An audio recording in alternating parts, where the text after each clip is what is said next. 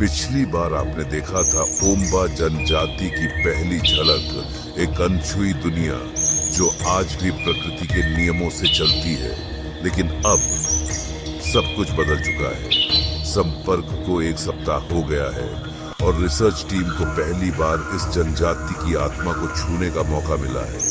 लेकिन जैसे जैसे वे करीब आए, जंगल ने भी अपना असली चेहरा दिखाना शुरू किया। रहस्यमयी बीज, आत्मा चुराने वाले उपकरण और एक देवी जो गुस्से में आकाश को फाड़ सकती है। क्या यह विज्ञान की हार है या आध्यात्म का उदय? आइए फिर से लौटते हैं उस रहस्य में।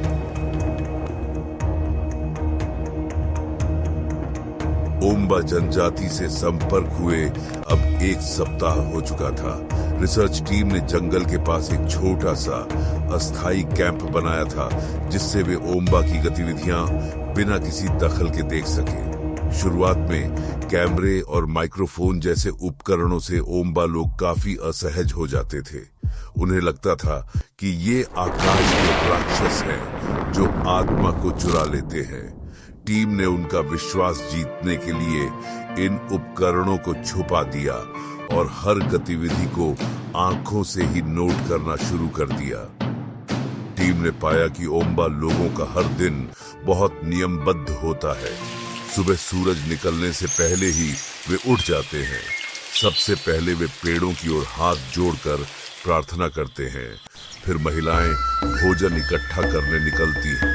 कुछ जड़ें, कुछ जड़ी बूटियां, कुछ फल।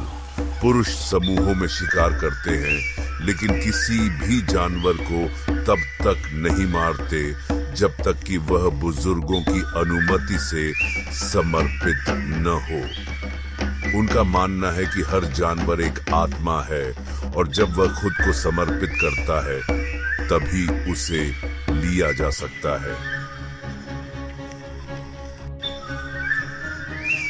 एक शाम रिसर्च दल के सदस्य माइकल को ओम्बा प्रमुख ने एक खास समारोह में आमंत्रित किया।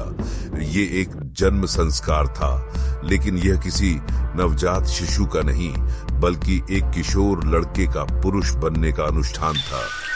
उस लड़के को आधे दिन तक अकेले जंगल में रहना था, बिना भोजन या सहायता के। यह परीक्षा थी जंगल के प्रति उसकी समझ, भय और आत्मविश्वास की। जब वह लड़का अगले दिन लौटा तो उसके हाथ में एक पत्तों की थाली थी, जिसमें एक खास प्रकार के काले बीज थे। यह लू का बीज था, जिसे ओम्बा पवित्र मानते हैं। उनका मानना है कि यह बीज जंगल की आत्मा की सीधी स्वीकृति है। इस बीज को लेकर वापस लौटना उस लड़के के ओम्बा योद्धा बनने की घोषणा थी।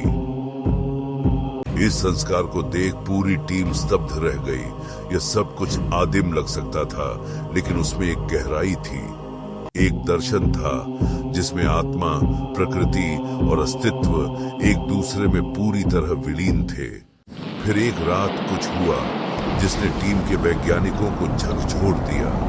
जंगल में अचानक तेज हवाएं चलने लगी और बिजली की कड़क के साथ भारी वर्षा शुरू हो गई। एक वज्रपात सीधे एक पेड़ पर गिरा और उसकी आग से पास की कुछ झोपड़ियां जलने लगी।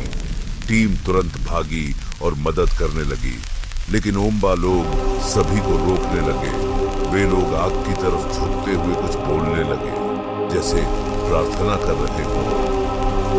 कुछ ही देर में बारिश इतनी तेज हो गई कि आग अपने आप बुझ गई। यह देखकर एक बुजुर्ग ओम्बा महिला ने रिसर्च टीम से कहा, यह इलुआ थी, जंगल की देवी। जब हम डरते हैं तब वह गुस्सा होती है, लेकिन जब हम उसे सम्मान देते हैं वह बचा लेती है। इलुआ ओम्बा जनजाति की मुख्य देवी। उनके अनुसार इलुआ हर वृक्ष, हर चट्टान और हर जलधारा में विद्यमान है। वह न दिखाई देती है, न सुनाई देती है, लेकिन जब उसका अपमान होता है तो वह गुस्से में आकाश को फाड़ देती है। रिसर्च टीम ने इसे पौराणिक कल्पना माना, लेकिन ओम्बा लोगों के चेहरों पर उस क्षण जो भाव था वह भय नहीं था, वह श्रद्धा थी। इस बीच रिसर्च दल ने तय किया कि ओम्बा की दवाओं और जड़ी बूटियों का नमूना संग्रह किया जाए, लेकिन बिना उन्हें बताए। लेकिन यह एक बड़ी भूल साबित हुई। एक दिन टीम के 2 सदस्य रात में चुपके से ओम्बा झोपड़ियों के पास गए और कुछ पत्तियां, जड़ें और बीज चुरा लिए। सुबह होते ही ओम्बा लोगों ने यह समझ लिया कि कुछ गायब है। उन्होंने पूरे समुदाय को एकत्र किया और अग्नि प्रज्वलित करके शुद्धिकरण अनुष्ठान शुरू किया। ओम्बा प्रमुख ने टीम को पास बुलाया और बहुत धीमे स्वर में कहा, तुमने जो लिया वह सिर्फ चीज नहीं थी, वह हमारी आत्मा थी। जंगल अब खुद जवाब देगा। इसके कुछ ही घंटों बाद जंगल का मौसम अचानक बदल गया। तेज तूफान, गिरते पेड़ और जानवरों की असामान्य हरकतें, ऐसा लग रहा था जैसे जंगल खुद क्रोधित हो गया हो। टीम ने वह सब वापस लौटा दिया, माफी मांगी और एक वादा किया कि वे सिर्फ पर्यवेक्षक रहेंगे, मालिक नहीं। यह बात ओम्बा प्रमुख ने स्वीकार कर ली, लेकिन उन्होंने एक अंतिम चेतावनी दी, जो जंगल की मर्यादा तोड़ता है, ये वह खुद मिट जाता है। इस घटना के बाद टीम की पूरी सोच बदल गई। अब वे केवल वैज्ञानिक नहीं थे, वे शिष्य बन चुके थे। वे अब ओम्बा से सीखना चाहते थे।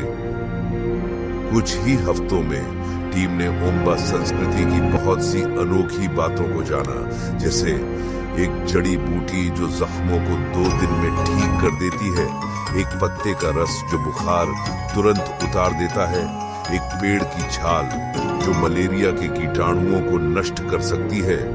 यह सब सुनकर ब्राजील के एक वैज्ञानिक ने कहा, हमारी प्रयोगशालाओं में जो खोजें वर्षों में होती हैं, वह ये लोग सदियों से प्रयोग में ला रहे हैं। ओम्बा की सबसे रहस्यमयी बात यह थी कि वे सपनों को भविष्यवाणी का माध्यम मानते थे। हर महीने की पूर्णिमा की रात पूरी जनजाति एकत्र होकर सपना संस्कार करती थी। इस अनुष्ठान में एक व्यक्ति, जिसे वे दृष्टा कहते थे, ध्यान में जाता और सपनों के माध्यम से जंगल का संदेश सुनाता। एक रात रिसर्च टीम को यह अनुभव खुद हुआ। दृष्टा ने आंखें बंद की, कुछ मंत्र बोले और फिर कहा, 2 पक्षी टकराएंगे, हवा में आग लगेगी और सबको भागना होगा। 2 दिन बाद रिसर्च टीम के ड्रोन अचानक हवा में टकरा गए। उनमें आग लग गई और पास की झाड़ियों में गिर पड़े। इससे हल्की सी आग लग गई, लेकिन ओम्बा लोगों ने तुरंत रेत और गीली लताओं से आग को रोक लिया। टीम स्तब्ध रह गई। क्या यह केवल संयोग था या वास्तव में दृष्टा ने पहले ही देख लिया था? अब तक यह स्पष्ट हो चुका था, ओम्बा जनजाति सिर्फ एक खोया हुआ समुदाय नहीं, बल्कि एक प्राचीन ज्ञान का जीवित खजाना थी। तो दोस्तों, ये थी कांगो के जंगलों में छिपी उस रहस्यमयी जनजाति की कहानी, जिनकी सादगी, ज्ञान और प्रकृति से जुड़ाव ने पूरी दुनिया को हैरान कर दिया। क्या हमें भी अब अपनी जीवन शैली पर एक बार फिर से सोचने की जरूरत है? क्या हम जंगल की भाषा समझने के लिए तैयार हैं? लेकिन ये तो सिर्फ शुरुआत थी। ओम्बा की दुनिया में अभी बहुत कुछ छिपा है। अगले भाग में आप जानेंगे उस पवित्र वृक्ष के बारे में जो हर रात रोशनी छोड़ता है, और उस अनदेखे इलाके के बारे में जहां आज तक कोई बाहरी नहीं गया। क्या रिसर्च टीम वहां तक पहुंच पाएगी या जंगल खुद उन्हें रोकेगा?